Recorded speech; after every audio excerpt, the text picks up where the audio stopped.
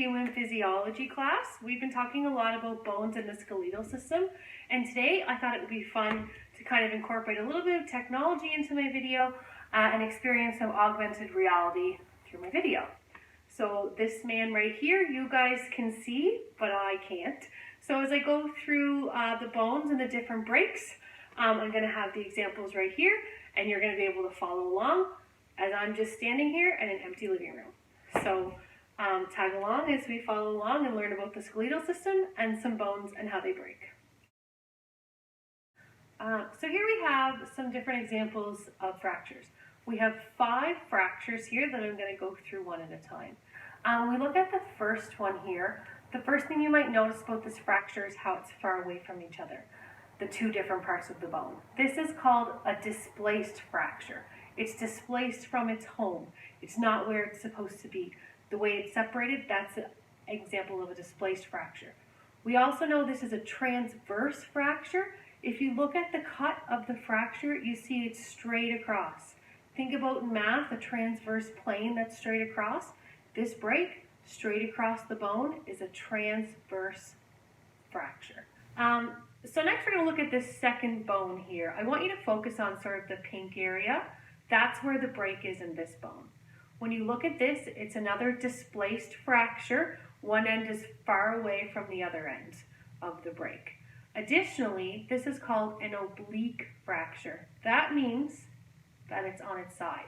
How I remember it's an oblique fracture, I think of my oblique muscles, the sides of my abdomen. When I move my oblique muscles here, it makes me turn on its side. This oblique cut here is a break that cuts through the bone on its side. This third bone in the middle here, this is multiple fractures in one bone. You can see they're all transverse and they're all displaced right across the middle.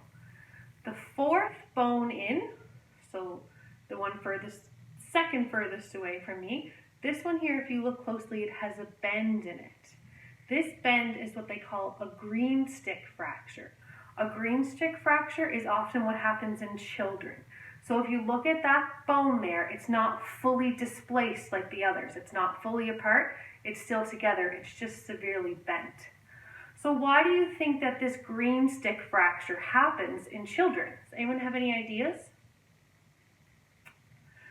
The main reason that green stick fractures happen in kids is because their bones are still growing. They're malleable. They're not as strong as your and I bones are when we're fully developed.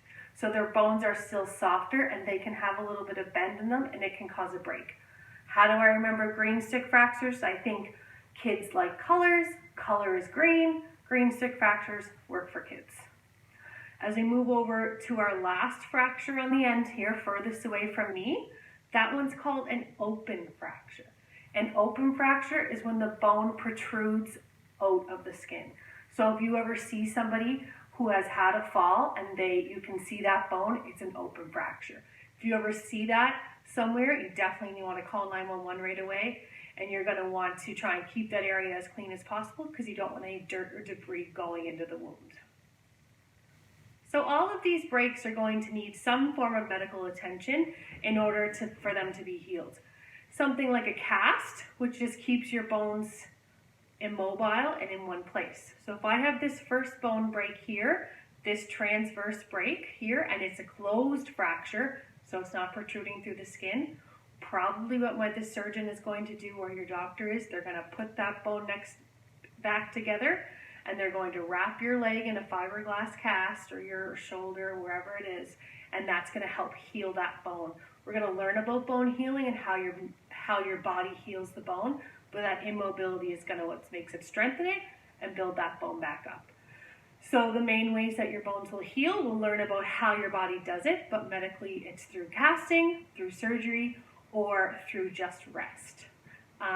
Like I mentioned, next class we'll learn all about osteoblasts and osteoclasts and how they build up the bone. But for now you have a really great idea of how your bones can break and the different ways. Have a good day. Bye.